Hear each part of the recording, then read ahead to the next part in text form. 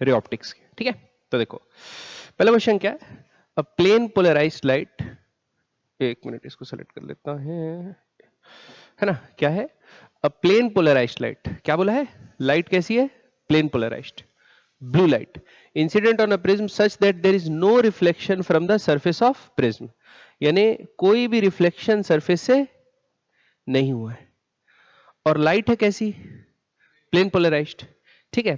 हम लोग एक पढ़े होंगे ब्रूस्टर लॉ, पढ़े, ब्रूस्टर लॉ में क्या होता था, जैसे ये एक रिफ्लेक्टिंग सरफेस रहती थी और आपकी एक लाइट आके इंसिडेंट होती थी, ठीक, और अगर एंगल ऑफ इंसिडेंस ऐसा रहता था कि एंगल ऑफ रिफ्रैक्शन और रिफ्लेक्टेड रे इनके बीच कैसा हो, 90 डिग्री, ठीक, तो जो लाइट रिफ्लेक्ट हो जाती थी वो कंप्लीटली क्या रहती थी, प्लेन पोलराइज्ड, और ये जो रिफ्रैक्ट हो जाती थी आगे वो पार्शियली पोलराइज्ड रहती थी, फिर इसको सक्सेसिव रिफ्लेक्शन से अपन पोलराइज करते थे, ठीक है, ये बोला है।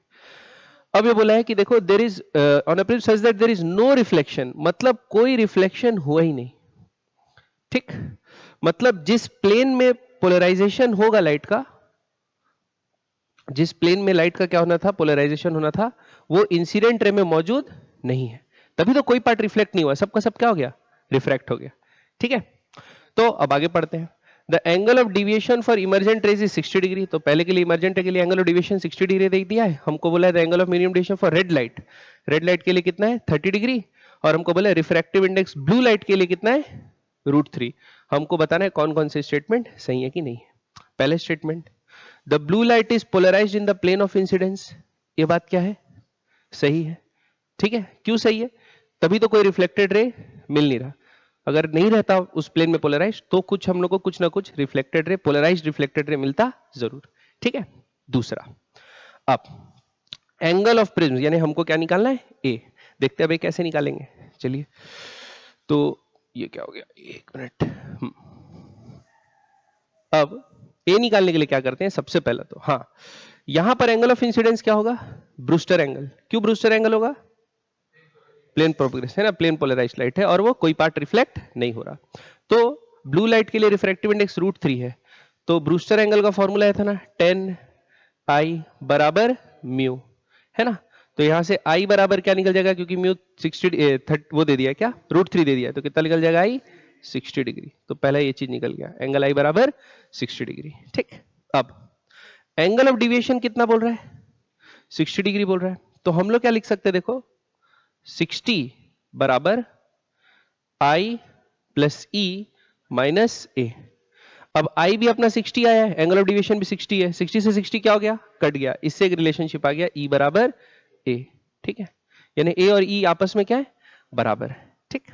अब यहां पर देखो, अब इस केस के लिए, यहां वाले केस के लिए हम लोग क्या करते हैं, I हमको पता चल गया है, R1 निकालने की कोशिश करते हैं, सपोज ये नॉर्मल बना, तो क्या निकालने की कोशिश करेंगे, R1 निकालेंगे, ऐसा नॉर्मल बनेगा, तो यहां पर ये एंगल जो है R1 अपन निकालने की कोशिश करते हैं, तो क्या लिखेंगे, यहां और यहां स्नेल्स लॉ लगाओ, बाहर एयर है तो ऐसे लिखेंगे 1 sin 60, क्योंकि साइन का वैल्यू 60 दे दिया है, बराबर अंदर क्या है, रिफ्रैक्टिव इंडेक्स ब्लू लाइट के लिए √3 sin R1, यहां पर क्या एंगल R1, तो क्या लिख देते हैं R1, ठीक।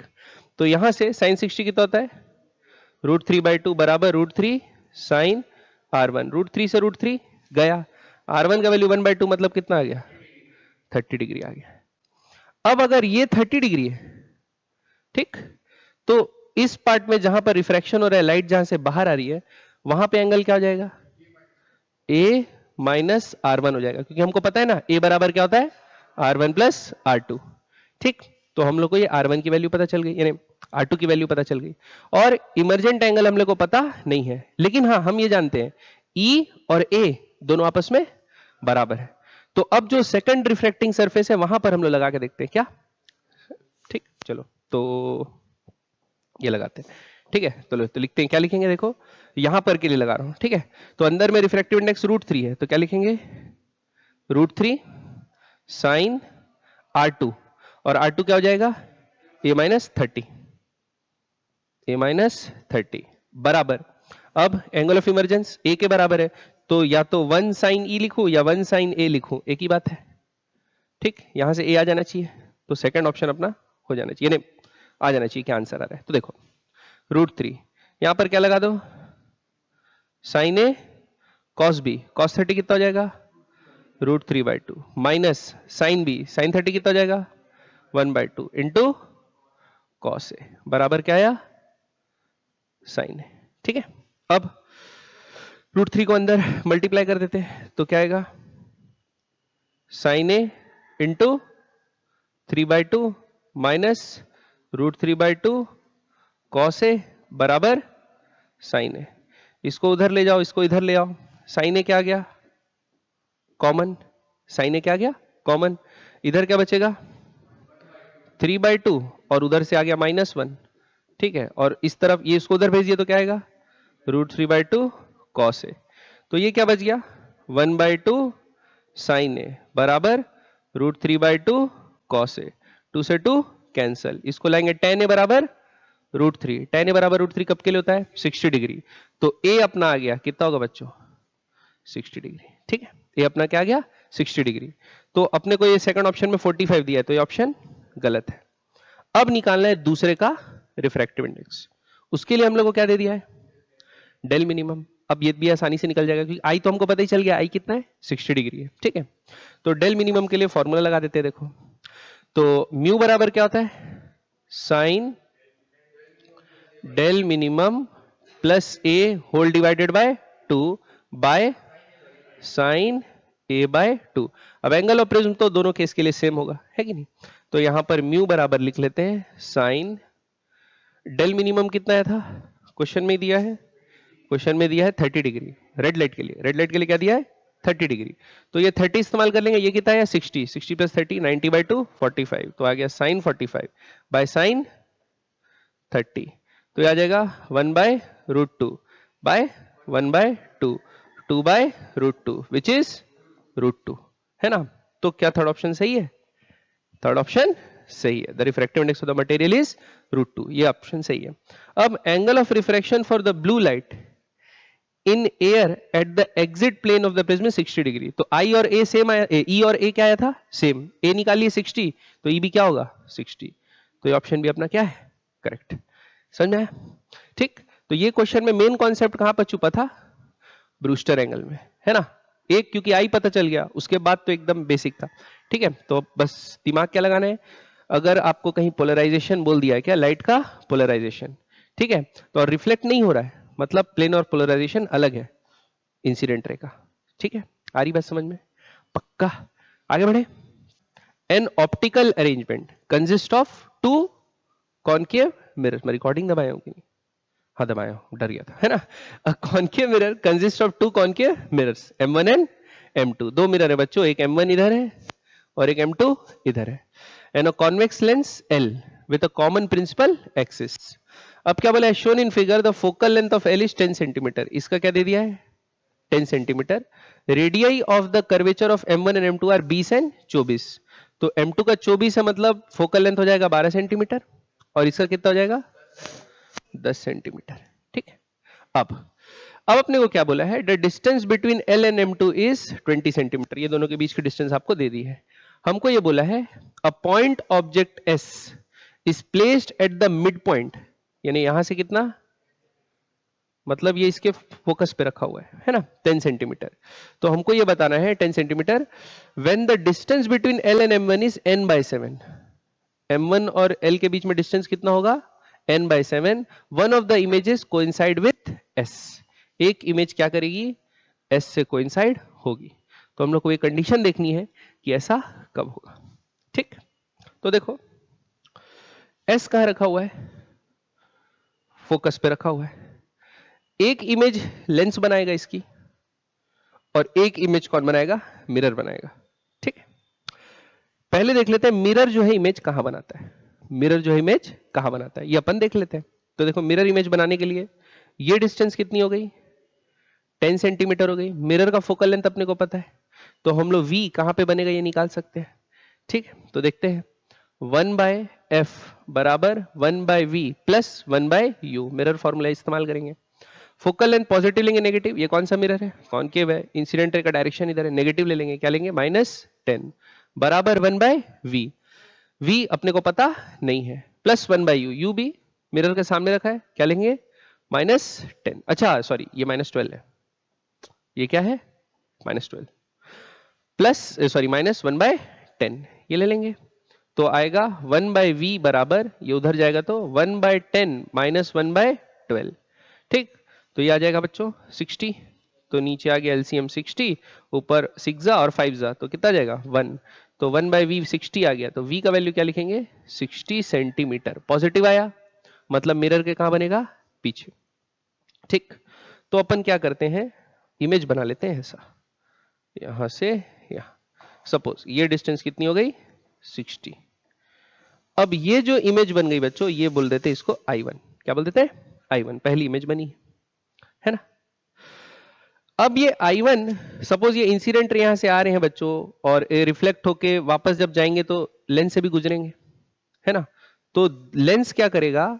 इसको ऑब्जेक्ट के जैसा ट्रीट करेगा और एक दूसरी इमेज बनाएगा। लेंस क्या करेगा? इसको ऑब्जेक्ट के जैसे ट्रीट करेगा और इससे क्या बनाएगा? दूसरी इमेज बनाएगा। ठीक है, अब देखते हैं वो दूसरी इमेज कहां बनेगी। तो लेंस के लिए इस तरफ रखा हुआ है और डिस्टेंस कितनी हो गई? ये 20 और ये 60, कितनी हो गई? 80 सेंटीमीटर। ठीक है, इसको मिटाता हूं और यहां पे फिर से फॉर्मूला लगाते हैं। अब लेंस मेकर लेंस फॉर्मूला लगाएंगे। ठीक है, तो लेंस फॉर्मूला क्या होगा? 1/f बराबर 1/v minus 1/u। Focal length आपका क्या होगा? पॉजिटिव, क्योंकि इंसिडेंट रेज इधर है, कॉन्वेक्स मिरर का फोकल लेंथ उसी साइड में होता है, तो क्या ले लेंगे? +10 बराबर 1/v। v अपने को पता नहीं है, v अपने को पता नहीं है, माइनस 1/u। क्या है? -1/u। अब -1/u मतलब u कितना है? 80, तो ये ले लिए 80। ठीक है, तो यहां से 1/v क्या आएगा बच्चों? ये उस तरफ जाएगा, 1/80 प्लस, अच्छा सॉरी ये माइनस था, माइनस माइनस क्या हो जाएगा? प्लस, क्योंकि नेगेटिव लेंगे ना, इस साइड रखा हुआ है, तो ये इस तरफ जाएगा तो क्या हो जाएगा? -1/80 प्लस 1/10। अब एलसीएम ले लेते हैं, कितना आएगा? 80 आएगा, फिर ये -8 -1 प्लस 8, तो कितना हो जाएगा? -10 प्लस 8, 7/80। तो v बराबर क्या गया? 80/7। फाइनल में क्या गया? 80/7। क्लियर है? तो इस तरफ यहां से कितना दूर? 80/7। ठीक, यहां क्या बन गई आपकी? I2। क्लियर है? अब बच्चों आप खुद सोचो, आप ऐसा सोचो, अब ये मिरर क्या करेगा? ये इमेज को ऐसे बनाना है कि वापस से S में बन जाए इसकी इमेज। ठीक, वापस से कहां पे बन जाए? S पे बन जाए। तो खूब सारे केसेस, यानी हमको बोला है मिनिमम वाला केस लेना है। कौन सा लेना है? When the distance between L and M n/सेंटीमीटर, और कौन सा केस लेना है? मिनिमम वाला केस लेना है। ठीक, तो मिनिमम कितना हो? n का छोटा से छोटा वैल्यू कितना हो सकता है? आप खुद सोचो, अगर ये मिरर उठा के मैं यहीं पर रख दूं कि ये जो सेकंड इमेज बन रही है वो कहां पे बन रही है? पोल पे बन रही है। सेकंड इमेज कहां पे बन रही है? पोल पे बन रही है। ठीक, तो पोल पे, पोल मतलब तो प्लेन मिरर जैसा हो गया ना। पोल मतलब क्या हो गया? Plane mirror. जो जैसे पड़ रहा है इमेज, उतने ही दूर क्या बनेगा? ऑब्जेक्ट बनेगा, और ऑब्जेक्ट जितने दूर बनेगा उसके भी साथ, यानी रे वापस क्या करेगी? अपने आप को ट्रेस कर लेगी वापस, और वापस पाथ ट्रेस बैक करेगी, तो वापस से कहां बन जाएगा? एस पे बन जाएगा। आ रही बात समझ में? वापस कहां पे बन जाएगा? एस पे बन जाएगा। तो सबसे छोटा पॉइंट दूरी जहां रख सकता हूं वो तो पोल ही पे रख सकता हूं ना, उसके बाद तो और फिर पीछे ले जाऊंगा, फिर और 2C पे ले जाऊंगा, ऐसा करूंगा। सबसे मिनिमम कब होगा? जब इसके पोल पे गिर जाए, मिरर के कहां पे गिर जाए? पोल पे गिर जाए। तो पोल पे गिर जाए तो मिरर को यहीं रख दूंगा, तो मिरर और इसके बीच में डिस्टेंस कितनी रहेगी?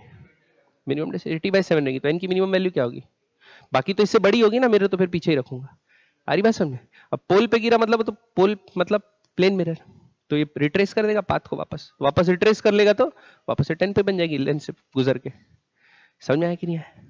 पक्का? तो n का वैल्यू क्या होगा बच्चों? 80। ठीक है, बढ़े आगे। अगला क्वेश्चन बच्चों क्या बोला है? A monochromatic light is incident normally on a glass slab. क्या बोला है? Normally on a glass slab of thickness d। Glass slab की थिकनेस है बच्चों। उसके बाद shown in the figure the refractive index of slab increases linearly from n1 to n2। मतलब lower portion में रिफ्रैक्टिव इंडेक्स अलग है, और जैसे जैसे ऊपर जाते जा रहे हैं लीनियरली रिफ्रैक्टिव इंडेक्स बढ़ते जा रहा है। फिर क्या बोला है, N2 ओवर है हिट HI2 पर N2 हो जाती है। Which of the following statement is true, अपने को बताना है ना। तो पहला तो ये पूछा है कि कितना डिफ्लेक्ट होगा, जो रे है वो पूछा है। दूसरा डिफ्लेक्ट होगा कि नहीं होगा ये भी पूछ दिया है, और डिफ्लेक्शन किस पे डिपेंड कर रहा है ये पूछा है। तो अपने को बेसिकली डिफ्लेक्शन निकालना पड़ेगा, तभी तो अपन को आंसर मिलेगा। ठीक है, अब देखते हैं डिफ्लेक्शन निकालने के लिए क्या करेंगे। ठीक, अब कई बच्चे क्या डायरेक्ट सोच लेते हैं, देखो ये परपेंडिकुलरली गिर रहा है तो नहीं होगा कोई डिफ्लेक्शन, ऐसा सोच लेते हैं। देखो ऐसा में क्या होता है, देखो जब एक लाइट है, सपोज ये क्या है आपका मीडियम है, और लाइट यहां पर परपेंडिकुलरली गिर रही है, क्लियर बात। यहां का और यहां का दोनों जगह का रिफ्रैक्टिव इंडेक्स क्या है, सेम है। सपोज ऐसा केस लेते हैं, यानी ऊपर का एयर है और नीचे रिफ्रैक्टिव इंडेक्स इस पॉइंट का भी और इस पॉइंट का भी सेम है।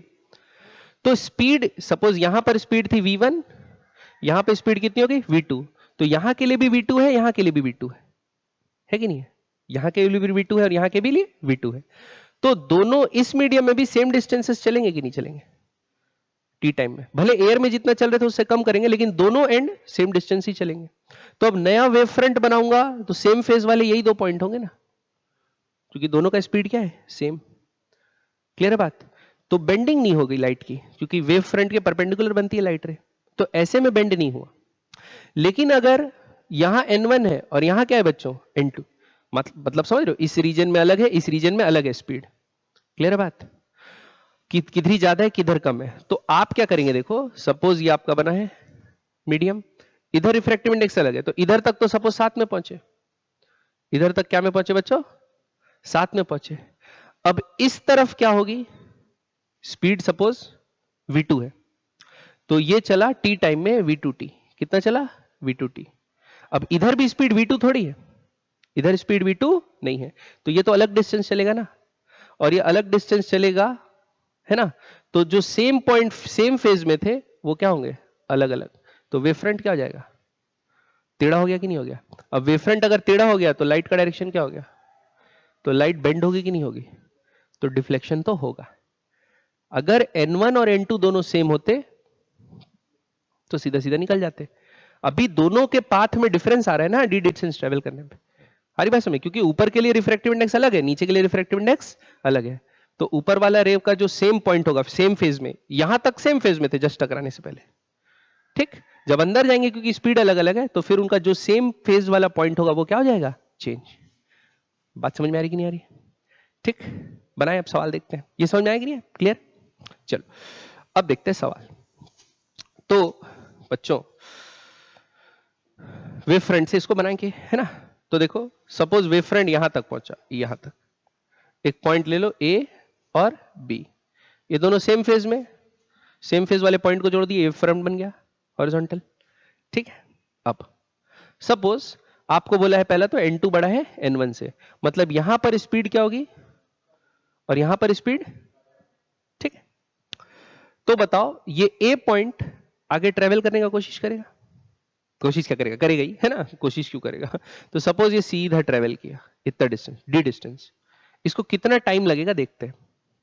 एयर में स्पीड क्या रहता है c, और यहां पर रिफ्रैक्टिव इंडेक्स क्या दे दिया है N2, तो अपन स्पीड बराबर क्या बोल सकते हैं, c बाई N2 बोल सकते हैं। इसको बोल देता हूं v2, यहां पर स्पीड क्या होगी जो रेट ट्रेवल कर रहा है उसकी, c बाई N2, ठीक। अब उसको कितना डिस्टेंस चलना है, डी डिस्टेंस चलना है बच्चों, कितना डिस्टेंस चलना है, डी डिस्टेंस, ठीक है। तो डी डिस्टेंस चलना है, तो डी डिस्टेंस चलने के लिए डी बराबर क्या होगा, डी डिस्टेंस चलने के लिए डी बराबर, स्पीड अपने को पता है ना, तो डी बराबर स्पीड बाय टाइम लिख सकते, स्पीड इंटू टाइम लिख सकते हैं। स्पीड क्या होगा, सी बाई N2 इंटू टी, तो उसको टी समय लगा यहां से आने में, इसको बोल देते हैं T2, ठीक। आ रही बात समझ में। अब T2 समय तक ये कितना चलेगा देखते हैं, T2 समय तक ये कितना चलेगा देखते हैं। यहां पर स्पीड ज्यादा है, तो अगर T2 समय तक के लिए चला दूंगा तो ये तो पहले इसको तो पार ही कर दिया होगा ना, है ना। अब ये देखते हैं इसको कितना टाइम तक ये अंदर रहेगा, मीडियम में रहेगा, ये कितने टाइम तक मीडियम में अंदर रहेगा ये देख लेते हैं, ठीक है। तो वो देखने के लिए क्या करते हैं, V1 उसका स्पीड क्या हो जाएगा c1 c बाय n1। तो वो कितने देर तक अंदर रहेगा, वो भी d डिस्टेंस है, तो d बराबर क्या आएगा c bye n1 into t1 sorry, या t1 नहीं लेंगे, यहाँ क्या लेंगे t1। ओके क्लियर है, बात समझ में आया कि नहीं है? अब सपोज वो यहां तक पहुंचा और ये वाला, तो ये जब तक यहां तक पहुंचेगा ये यहां तक पहुंच के फिर और बाहर भी ट्रेवल कर देगा। और बाहर कौन सी है, एयर है, तो एयर के स्पीड से जितना भी है वो ट्रेवल करेगा। ठीक है, अब बताओ टोटल डिस्टेंस ये कितना आगे रहेगा, यानी सेम फेज वाले पॉइंट को जोड़ेंगे तब अपना वेव फ्रंट बनेगा। अपना वेव फ्रंट क्या बनेगा, सेम फेज वाले पॉइंट को जोड़ेंगे तब बनेगा।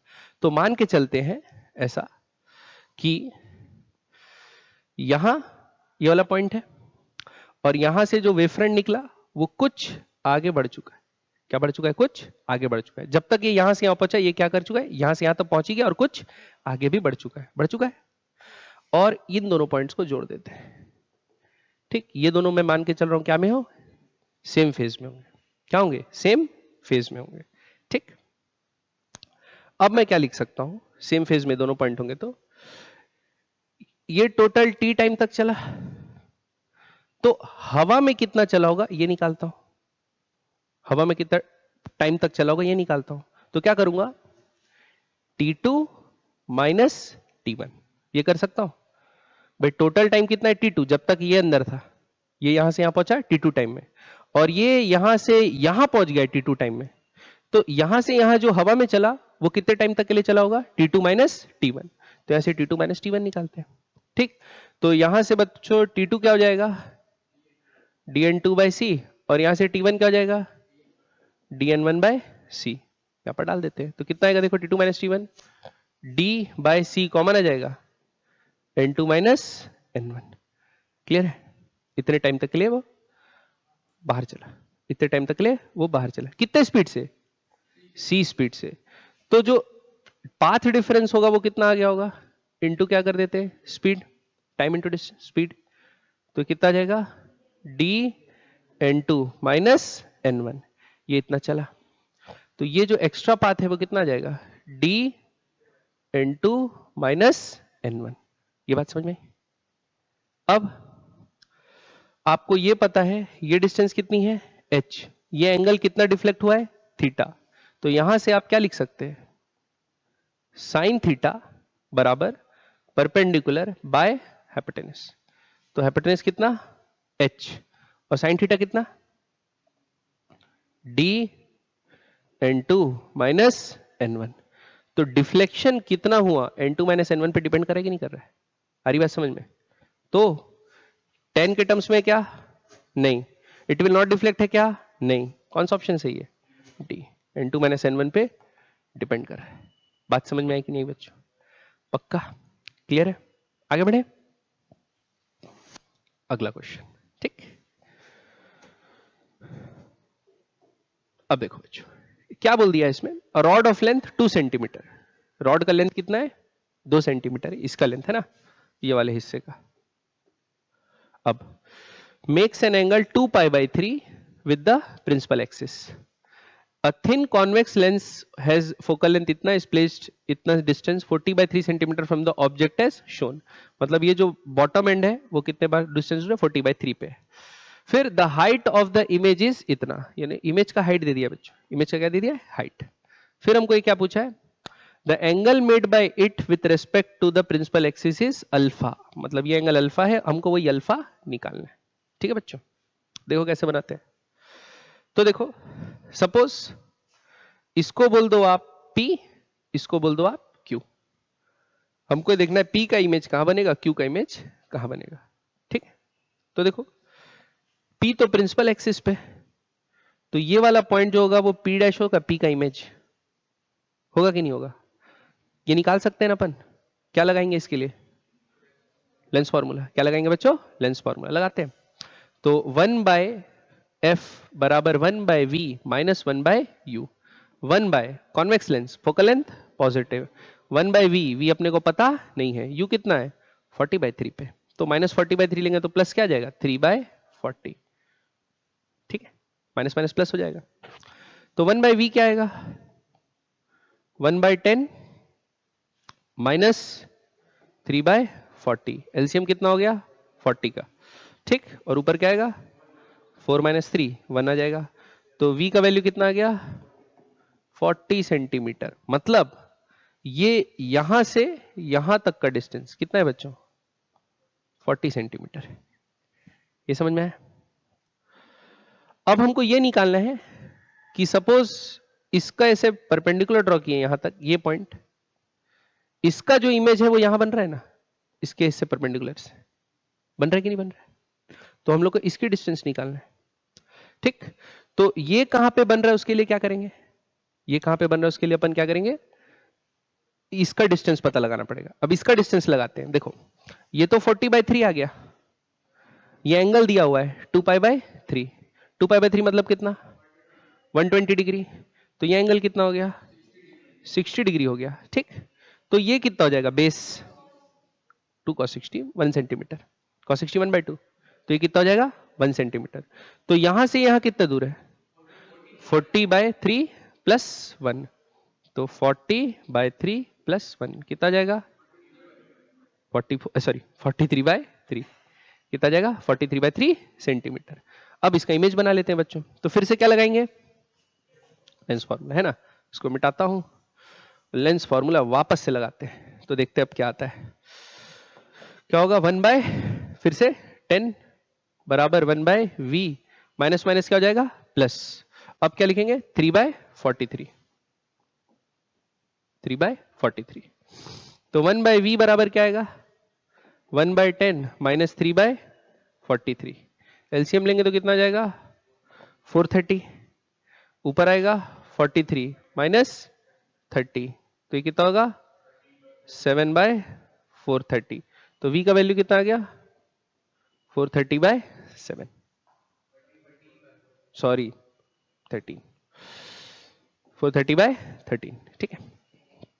समझ आई बात पक्का बच्चों। अब हमको कहां है ये पता चल गया क्या, ये कितना है, ये कितना है 40 कितना 430/13। अब बच्चों अल्फा निकालना है, ये पता है, ये पता कर लेते हैं। tan अल्फा बराबर लिख लेंगे, tan अल्फा बराबर लिख लेंगे। तो ये आया 430/13 और ये टोटल कितना था 40 था, माइनस कर लेते हैं। तो क्या हुआ 40 माइनस 430/13, ठीक। तो ये आ जाएगा बाय 13, क्या बचेगा बाय 13, और 13 4 जा 520, 520 माइनस 430 कितना होगा 90/13। ये आ गया बच्चों 90/13। अब डिवाइड करना है tan अल्फा, तो यहां लिख लेते हैं बच्चों tan अल्फा बराबर परपेंडिकुलर बाय बेस, तो 30√3/13 बाय बेस करेंगे तो इसको उल्टा करके मल्टीप्लाई कर देते हैं 13/90, 13 13 कट गया, ये कितना था 3 जा, तो क्या आया 1/√3। 1/√3 किसके लिए होता है π/6, ठीक। तो π/6 तो n का वैल्यू क्या आएगा समझ में। तो ये सिंपल था, ये उतना क्वेश्चन वैसा हार्ड नहीं था, ठीक है क्लियर। बढ़े आगे अगला, नेक्स्ट अगला क्वेश्चन। अब क्या बोला देखो 3 प्लेन मिरर्स, क्या बोला बच्चों 3 plane mirrors form an equilateral triangle, मतलब 60 60 60। There is a small hole at a distance l greater than 0, मतलब l कुछ डिस्टेंस l पे छेद है बॉटम वाले फिगर में, ठीक है। A ray of light is pass through the hole at an angle theta, theta angle से अपन होल में लाइट पास करते हैं। अपने को क्या बोला है कौन कौन सी बातें सही है बताना है, which of the following statement is true. पहला ये बोल दिया ray of light will come out for theta is equal to 30 degree for 0 l से l, l किसके बीच में 0 से लेके l, मतलब इसको बीच में कहीं भी ले लो। अगर थीटा बराबर कितना है 30 डिग्री है तो होल से रे बाहर आएगा ही आएगा। देख लेते हैं। तो देखो ये एंगल 30 है, ये रे को सीधा ले जाते हैं, ऐसा ले गए सीधा, ठीक बच्चों। ये 30 है तो ये कितना होगा 30 होगा, ये कितना है ये कितना हो गया 90, तो ये रे कैसा पड़ रहा है 0 डिग्री एंगल ऑफ इंसिडेंस। वापस कैसे आएगा? रिट्रेस कर लेगा, तो छेदे से आया, छेदे से बाहर। तो ये बात क्या है? अब छेदा कहीं भी रखो ना, कहीं भी रखो, यहां रखो, यहां रखो, यहां रखो, कहीं भी रख दो, तो वैसे जाएगा और वापस आ जाएगा, जाएगा और वापस आ जाएगा, जाएगा और वापस आ जाएगा। तो पहला बात क्या है? सही है। पहला बात क्या है? सही। ठीक, नेक्स्ट बात देखते हैं। ये समझ में आया पहला बात? चलो अगला बात क्या है देखते हैं। There is an angle for L बराबर L/2 at which the ray will come out of the reflection. L/2 मतलब बीचों बीच। ठीक, क्या हो गया? बीचों बीच। तो बीचों बीच एक ऐसा एंगल है बच्चों जिसके लिए क्या हो रहा है? वापस होल से बाहर आ जा रहा है ना? तो यानी इंसिडेंट यानी यहां से निकला, टकरा टकरा के यहां वापस आ जाएगा। आएगा? देखते हैं कोशिश करके। तो सपोज वापस कैसे में आएगा? जब यहां से ऐसे जाएगा, फिर यहां से रिफ्लेक्ट होगा और फिर वापस आ जाएगा। ऐसे में तो वापस जाएगा, गया, इधर से इधर टकराया, इधर से इधर टकराया, और हर जगह यहां पर नॉर्मल बनाएंगे, यहां पे नॉर्मल बनाएंगे। एंगल ऑफ इंसिडेंस बराबर क्या रहेगा? एंगल ऑफ रिफ्लेक्शन रहेगा। अब सपोज ये एंटर किया, कितना एंगल से? थीटा एंगल से। कितने से एंगल? थीटा एंगल से। ठीक है, थीटा से एंटर किया, ये थीटा हो गया, और ये ऐसा केस बना कि एक रिफ्लेक्शन, दो रिफ्लेक्शन, तीन रिफ्लेक्शन के बाद ये वापस आ गया। ये एंगल तो अपने को डेफिनेटली पता है कितना है? 60 है। ये एंगल कितना है? 60। और ये एंगल 60 है। अब बताइए दूसरा L/2, ये कितना दिया बच्चों? L/2। ठीक, तो देखो बाय सिमिट्री अपन ऐसा बोल सकते हैं ना, बाय सिमिट्री की देखो ये L/2 है, ये भी L/2 रहना चाहिए, ये भी L/2 रहना चाहिए। तब तो देखो यहां से टकराएगा, यहां से टकराएगा, यहां से टकराएगा, ये भी एक इक्विलैटरल ट्रायंगल बनेगा ना। ये भी क्या बनेगा? इक्विलैटरल ट्रायंगल बनेगा, तभी तो वापस आएगा। ठीक, तभी ये सारे एंगल क्या होंगे? सारे बाइसेक्टर सेम होंगे। होंगे कि नहीं होंगे? तो ये बन गया L/2, ये बन गया L/2, ये बन गया L/2। बना कि नहीं बना? L/2 L/2 L/2, और फिर ये टकरा टकरा टकरा के वापस आ गया। अब हमको पता चल गया ये भी इक्विलैटरल ट्रायंगल है, ये 60 है, तो ये कितना है? 60 है, तो ये कितना हो जाएगा? 30 हो जाएगा। ये कितना हो जाएगा? 30। ठीक, अब तो ये भी एंगल कितना रहेगा? 30। ये भी एंगल कितना रहेगा? 30। तो ये बन गया, ये बन गया नॉर्मल, ये 30 है, तो ये भी 30। तो थीटा बराबर क्या होगा? 60 डिग्री। क्या होगा? 60 डिग्री। तो देख बोला है there is an angle for L is equal to L/2 at which the ray will come out after two reflections. तो एक, दो, बाहर आ गया। तो सही बात है कि नहीं है? तो है। और वो एंगल कौन सा है? 60 डिग्री। एंगल क्या है बच्चों? 60 डिग्री। ये क्लियर है कि नहीं है? तो दूसरा वाला पॉइंट भी क्या है? सही है। अगला देखते हैं। तीसरा क्या बोला है? The ray will never come out for 60 degree and L is equal to L/3। तो L का वैल्यू क्या लेना है? L/3। तो एक डायग्राम फिर से यहां नया बना लेते हैं बच्चों, क्योंकि देखो ये बच्चों क्या है? L/3। ये L/3 है, तो ये कितना होगा? 2L/3 होगा। ये समझ में आया कि नहीं है? ये इतना डिस्टेंस, तो ये कहां पे लगेगा इसके, ये देखते हैं, है ना? इंसिडेंट रे जाके, इंसिडेंट रे लगेगा। ये एंगल कितना बना है? ये नॉर्मल बना, और ये कितने एंगल बना है? 60। तो ये कितना लिए थे अपन? 30। तो ये जो वेंटर कर रहा है, तो ये कितना है? 30। तो ये कितना है? 60। ठीक, तो ये ऐसी जगह जाके हिट करेगा, यहां ये भी कितना होगा? यहां से L/3 होगा। ये कितना होगा? 2L/3। और ये भी कितना होगा? 2L/3। ऐसा होना चाहिए ना? 2L/3 2L/3 2L/3, तभी तो ये इक्विलैटरल बनेगा, 60 60 और 60 डिग्री। ठीक है, पक्का? अब यहां पे क्या बनाते हैं? नॉर्मल बनाते हैं। यहां पे क्या बनाते हैं? नॉर्मल। अब एंगल ऑफ इंसिडेंस क्या हो गया? ये हो गया 30। तो एंगल ऑफ रिफ्लेक्शन कितना होगा? 30। तो ये L/3 बना, तो ये भी कितना बनेगा? L/3। और ये भी कितना बनेगा? L/3। तब तो इक्विलैटरल बनेगा, 60 60 60। ये समझ में आया कि नहीं आया? अब फिर से एंगल ऑफ इंसिडेंस कितना हो गया यहां पर देखते हैं। ये कितना है? 60। तो ये कितना हो गया? 30। तो फिर से कितने पे रिफ्लेक्ट होगा? 30 पे रिफ्लेक्ट होगा। फिर से कितने पे रिफ्लेक्ट होगा? 30 पे रिफ्लेक्ट होगा। और 30 पे रिफ्लेक्ट होगा तो ट्रायंगल बनना चाहिए ना? कैसा? इक्विलेटरल, तो ये रिफ्लेक्ट होके यहां कहीं आएगा ना, तब तो ये 60 60 60 बनेगा। समझ में आ रहा है कि नहीं आ रहा बात? तब तो ये क्या बनेगा 60 सॉरी 60 60 60, तो ये 12/3 12/3 और 12/3, तो ये यहां पर टकराया। कहां पे टकराया? यहां पे। अब ये 12/3 हो गया बच्चों, तो ये कितना हो गया? L/3 हो गया। अब L/3 हो तो रिफ्लेक्ट कहां करेगा? यहां करेगा। सेकंड वाला कलर बदल देते हैं ताकि लोग बेहोश मत हो, ठीक है। अब यहां से यहां जाएगा, अब ये कितना होगा? L/3 L/3 L/3, फिर रिफ्लेक्ट करेगा। अब कैसा रिफ्लेक्ट करेगा कि ट्रायंगल कैसा बने? 12/3 12/3 और 12/3, फिर यहां से रिफ्लेक्ट करेगा ताकि कैसा बने? अब बाहर आ जाएगा कि नहीं आ जाएगा? आ रही बात समझ में? तो ये क्या बोला है? The ray will never come out, ये बात क्या है? गलत। 5 रिफ्लेक्शन के बाद क्या आ रहा है? समझ में आ रहा है कि नहीं आ रहा डायग्राम? एक बार फिर से बताओ। पक्का?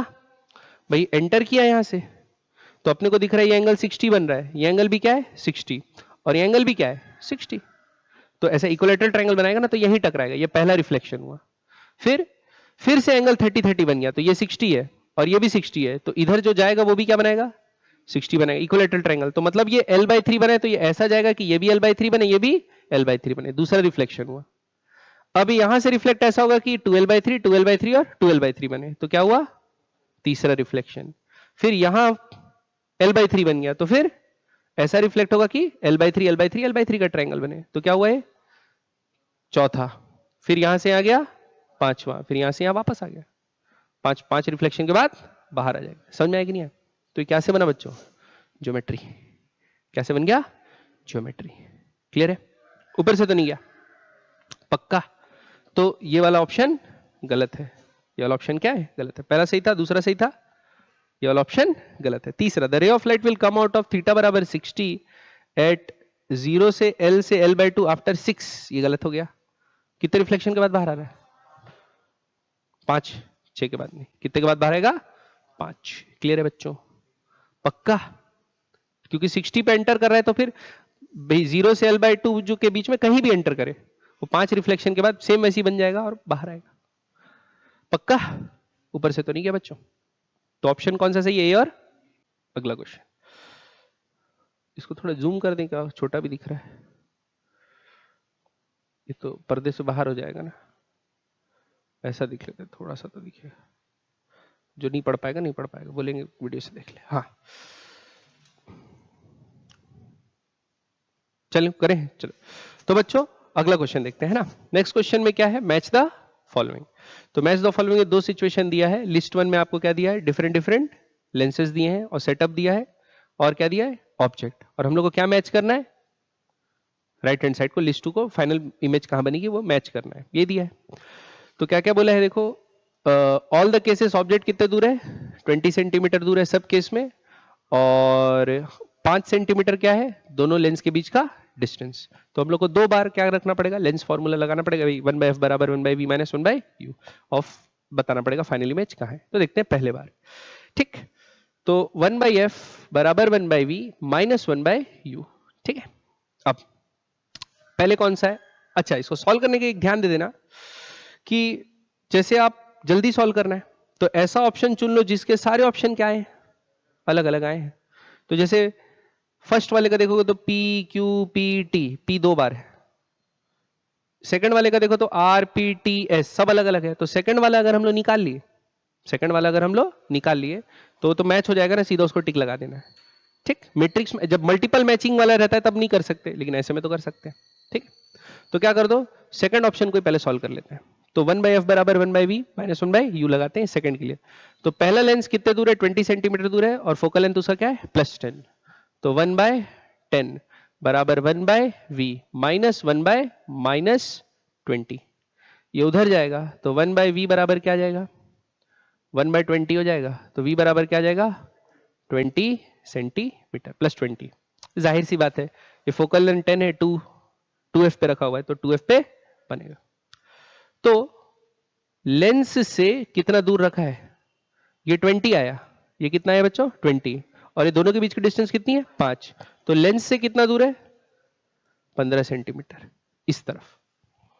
अब आगे देखते हैं। ये साइन कन्वेंशन याद रखना दोबारा लगाते समय कि distances measured in the direction of incident ray are taken as positive. तो अभी इंसिडेंट रे किधर जा रहा है, इस वाले लेंस से जो लाइट रिफ्लेक्ट हुआ है, रिफ्रैक्ट हुआ है, वो रिफ्रैक्टेड रे अब इस पे आके गिरेगा, वो रिफ्रैक्टेड रे इस पे आके गिरेगा। तो डायरेक्शन क्या है, इस तरफ, पॉजिटिव एक्स एक्सिस की तरफ। ठीक है, अब लगाते हैं दोबारा, 1/f बराबर 1/v माइनस 1/u। अब फोकल लेंथ देखते हैं, फोकल लेंथ क्या लेंगे, -10। क्यों, फोकल लेंथ तो इस तरफ ही रहता है, तो अपने इंसिडेंट का डायरेक्शन इधर है, तो उस तरफ क्या हो जाएगा, -10। तो लिखेंगे 1/-10 बराबर 1/v, अपने को पता नहीं है, u। अब u को पॉजिटिव लेंगे कि नेगेटिव लेंगे, भाई इंसिडेंट का डायरेक्शन क्या है, इस तरफ है। अब अपन ऑप्टिक सेंटर से नापेंगे, इस तरफ नापे ना 15, तो जिधर इंसिडेंट रे उधर ही नापे, तो क्या लेंगे, +15। तो ये आएगा -1/+15। ठीक, अब 1/v बराबर क्या आएगा, ये इस तरफ जाएगा, तो 1/-10 प्लस 1/15 आ गया। तो यहां से आपका 1/v का वैल्यू क्या आ जाएगा, -1/30। कितना आ जाएगा बच्चों, -1/30। तो v का वैल्यू क्या आया, -30। माइनस मतलब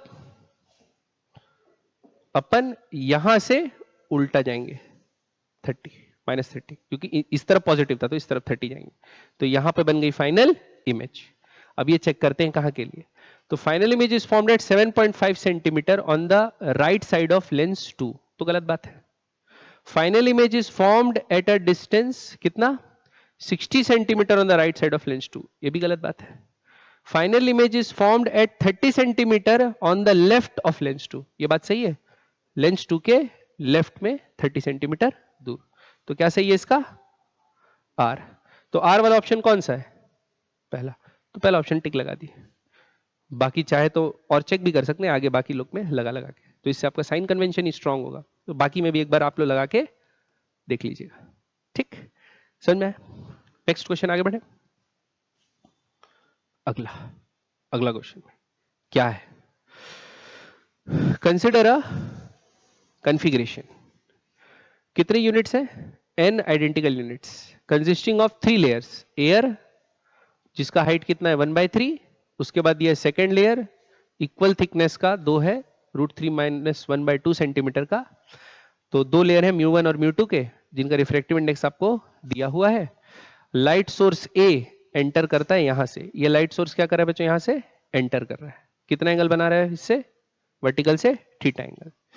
ठीक है, at an angle of 60 degree to the normal for the specific value of n, यानी कितने यूनिट्स अपन लगाएंगे, the ray of light emerges from the bottom configuration at a distance इतना। यानी ये जो लाइट रे आया है भाई शिफ्ट होगा, स्लैब्स लगे हैं तो क्या होगा, शिफ्ट होगा। तो शिफ्ट होके कितने नीचे दूर, ये L बराबर यहां से निकलेगा, ये अपने को बताना है। ठीक, n कितने यूनिट्स लगाएंगे तो इतने दूर से वो लाइट रे निकलेगा। आ रही बात समझ में, चलो देखते हैं तो कैसे अप्रोच करेंगे। पहले अपन क्या ले लेते हैं कि एक यूनिट जो है ना, सिंगल यूनिट, वो कितना शिफ्ट कर रहा है अपन देखते हैं। एक सिंगल यूनिट कितना शिफ्ट कर रहा है देखते हैं।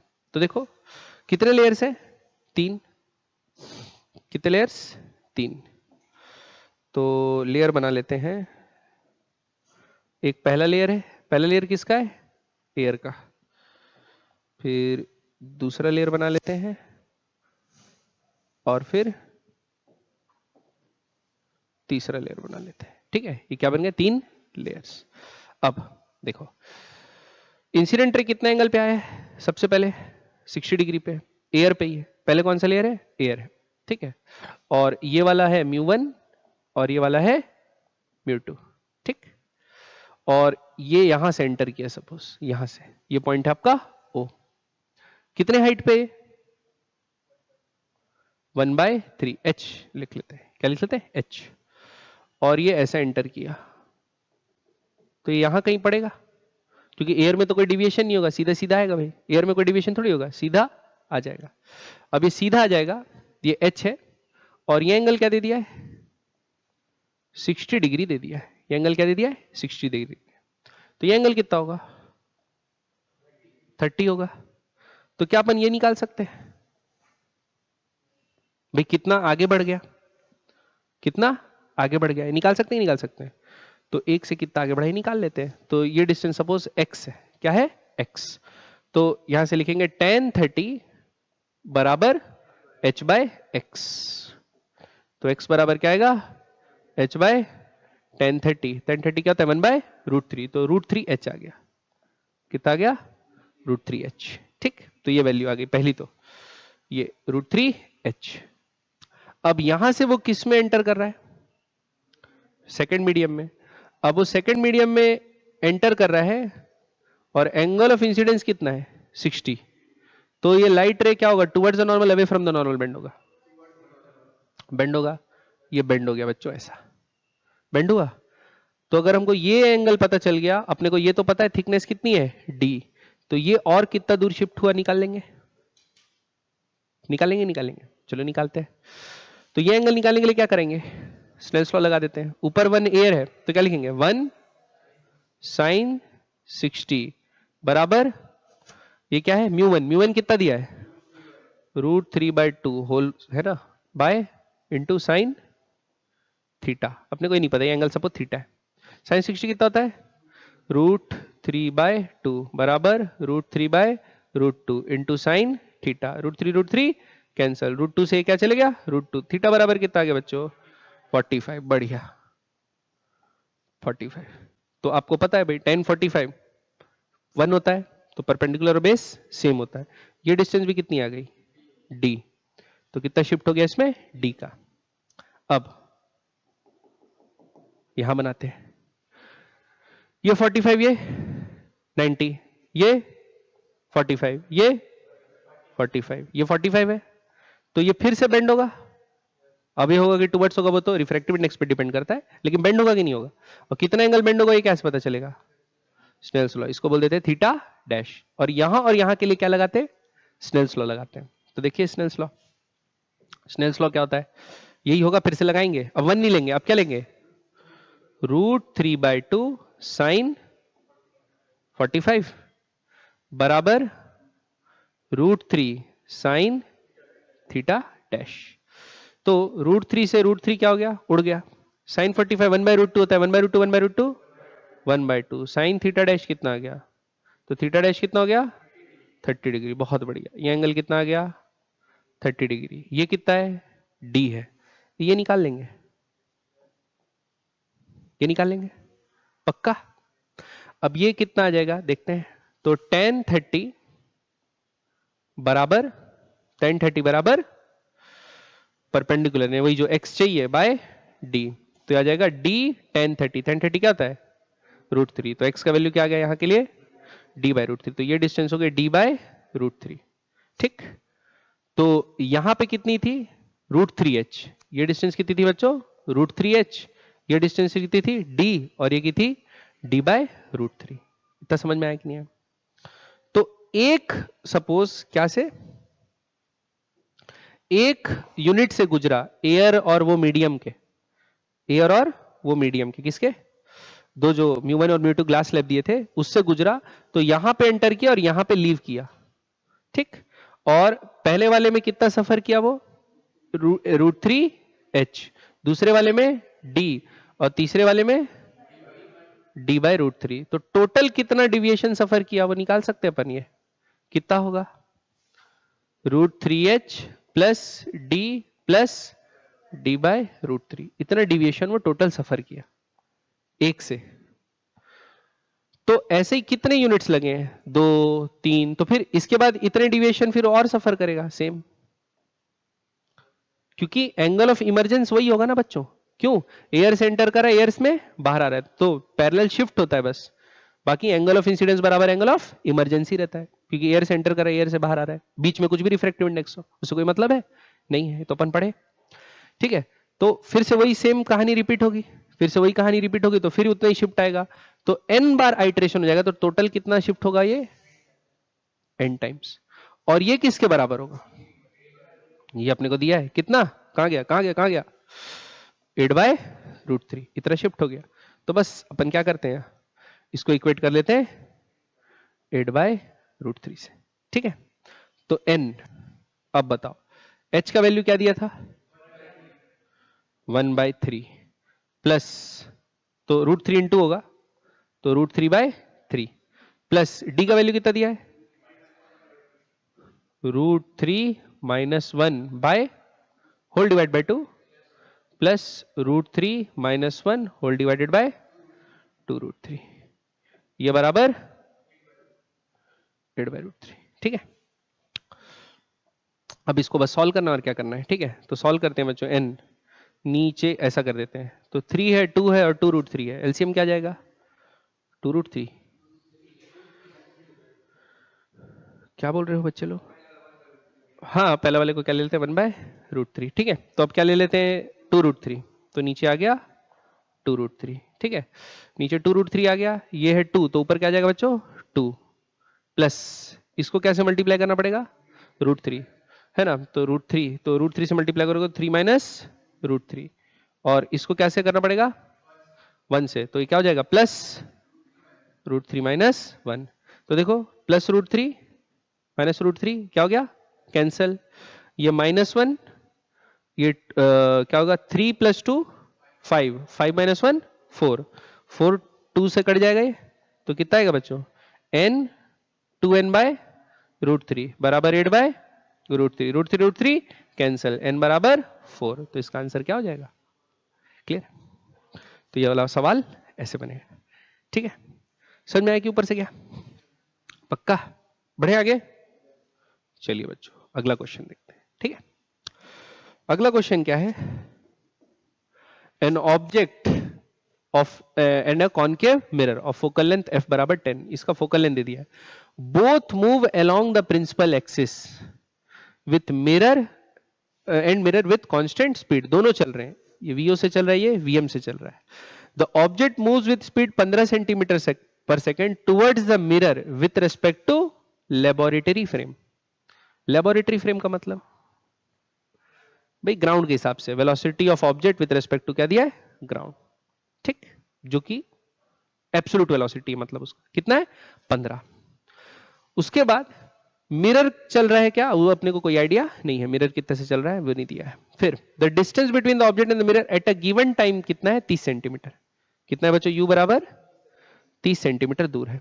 The speed of mirror vm is such that, यानी speed of mirror vm is such that the image is instantaneously at rest with respect to the laboratory frame, यानी velocity of image with respect to ground क्या हो गई 0 में। ठीक, फिर क्या बोला है, the object forms a real image, ठीक है, the magnitude of vm is, magnitude of vm यानी किसका velocity of mirror, ये हमको निकालना है। ठीक है बच्चों, तो अब देखो वेलोसिटी निकालने के लिए अपन क्या यूज करते हैं, मैग्निफिकेशन का इस्तेमाल करते हैं, है ना, वेलोसिटी का फॉर्मूला उसी से निकालते थे मैग्निफिकेशन से। लेकिन बच्चों हम लोग डिराइव कैसे किए थे, ऐसे डिराइव किए थे ना कि मिरर रेस्ट पे था और खाली ऑब्जेक्ट चल रहा था, ठीक, या ऑब्जेक्ट रेस्ट पे था और खाली मिरर चल रहा था, मतलब हम दोनों के बीच में क्या निकालते थे रिलेटिव वेलोसिटी, और रिलेटिव वेलोसिटी का इक्वेशन लिखते थे। आ रही बात समझ में? तो फॉर्मूला क्या आता था, जैसे अपने को ये पता था ना 1/f बराबर 1/v माइनस 1/u, इसको डिफरेंशिएट कर दो तो ये क्या हो जाएगा कांस्टेंट है, क्या हो जाएगा 0। 1/v का क्या होगा माइनस dv/v स्क्वायर, ये क्या होगा माइनस माइनस प्लस हो जाएगा du/u स्क्वायर, 1/v का -1 होगा ना। अच्छा क्या है ये मिरर फॉर्मूला, क्या है मिरर फॉर्मूला, तो ये क्या हो जाएगा प्लस। ठीक, अब ये इधर जाएगा और ये इधर आ जाएगा, तो अपन ऐसा लिख सकते हैं ना dv/v square minus du/u square, v square को उधर भेजते, तो dv क्या होता है velocity of image with respect to mirror, velocity of image with respect to mirror बराबर माइनस ऑफ मैग्निफिकेशन का स्क्वायर, मैग्निफिकेशन का square v square by u square magnification का स्क्वायर इनटू क्या velocity of object with respect to mirror. Clear? बात समझ में आएगी नहीं है? अब देखो m का वैल्यू अपने को निकालना है, तो उसके लिए क्या दिया है, फोकल लेंथ दिया है और u दिया है, निकल जाएगा। क्या होता है मैग्निफिकेशन और उसका फॉर्मूला डायरेक्ट मिरर के लिए, f बराबर mu बाय m minus one, m minus one की 1 माइनस m, वैसा मत बोलो, ठीक है, डायरेक्ट फॉर्मूला लगा लो ऊपर से, ठीक है।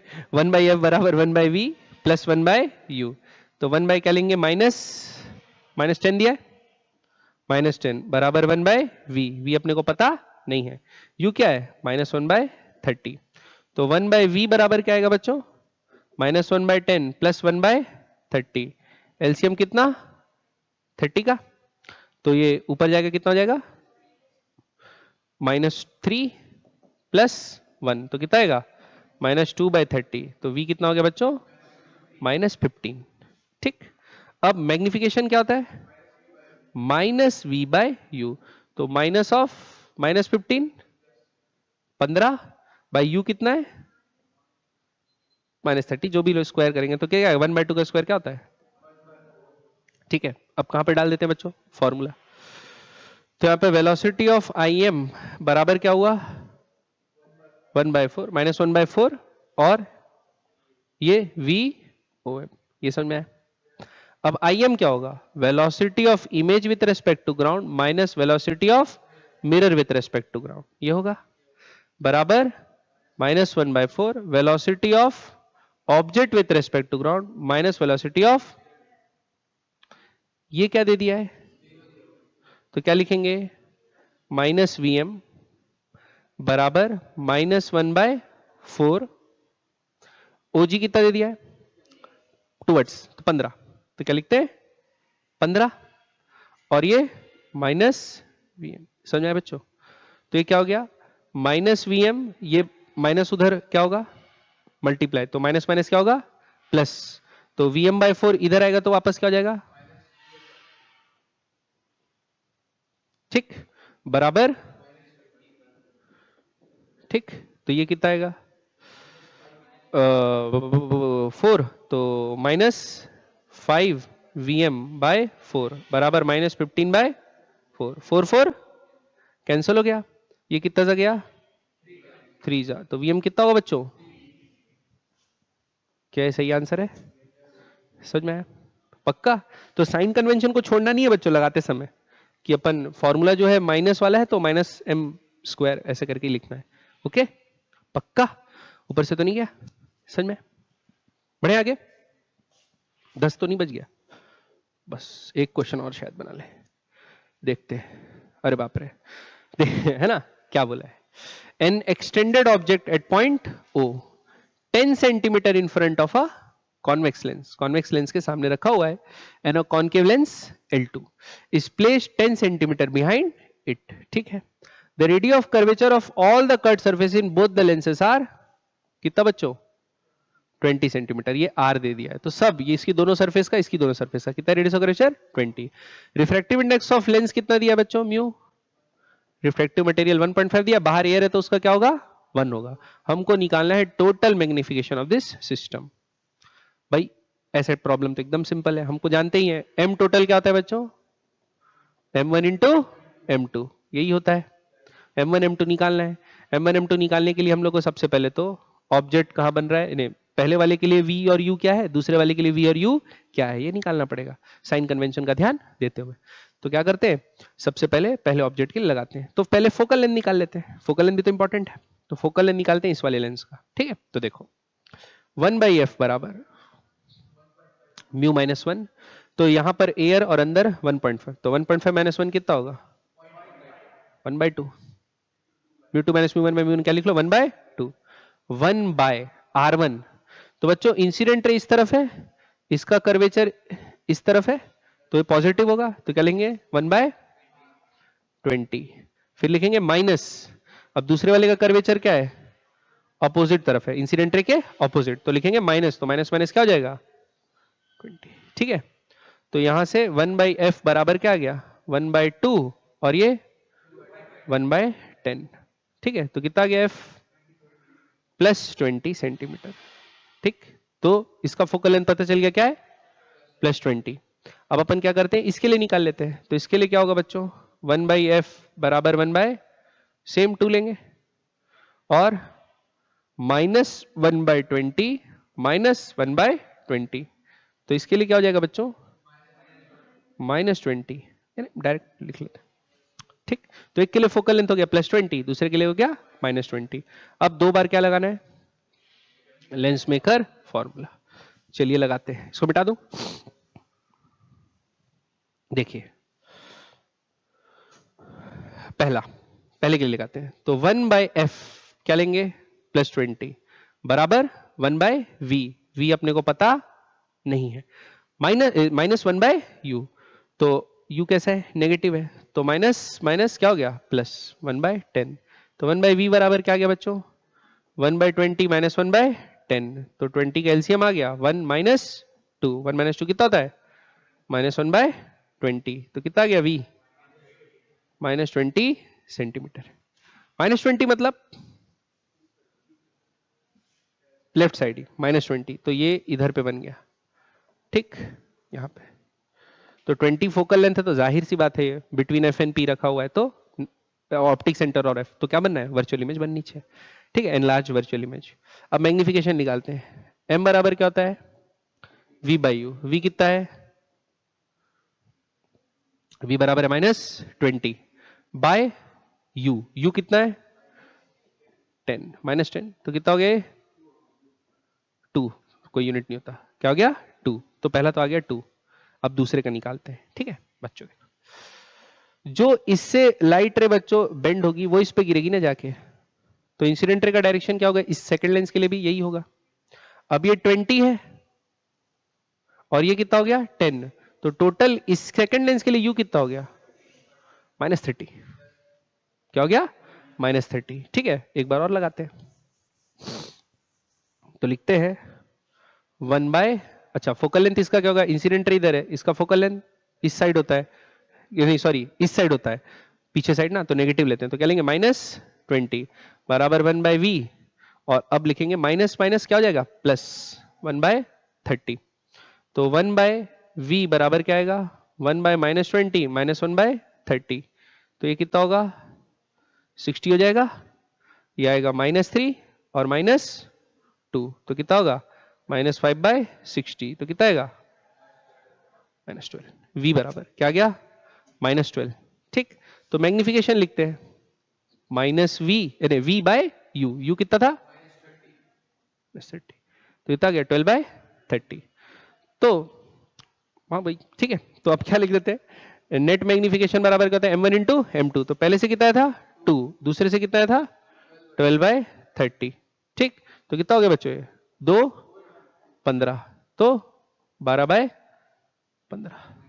ठीक, 0.8, ऑप्शन बी। समझ में आया कि नहीं आया, पक्का बना लेंगे ऐसा क्वेश्चन। ठीक, ओके। अब यहां से अपन क्या करते हैं,